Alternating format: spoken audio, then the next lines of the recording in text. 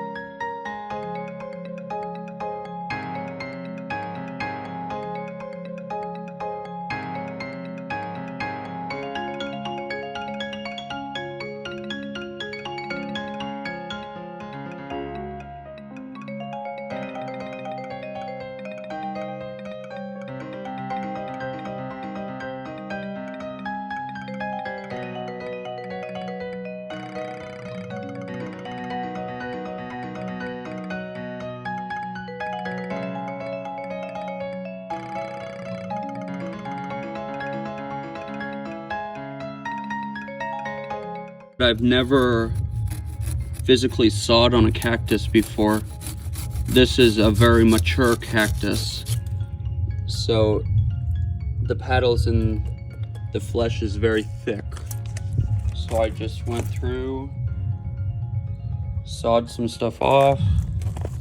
I have no idea if it's going to get diseased or if it will survive, but I will keep you guys updated.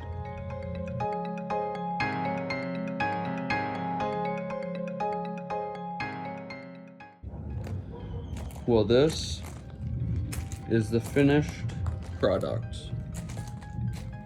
Not totally in love with it, but I will be in a couple months once some new pads start to grow.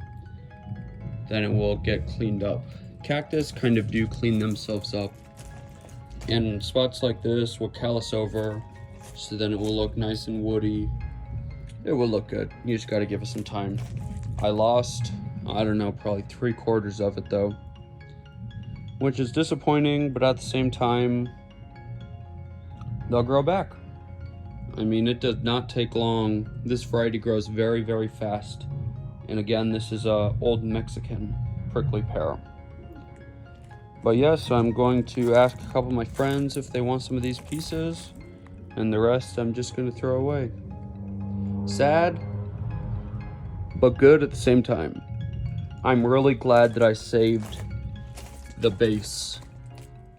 At first I thought maybe just cut off an arm and plant an arm, but I'm really glad I decided to keep that base. I feel really good about that.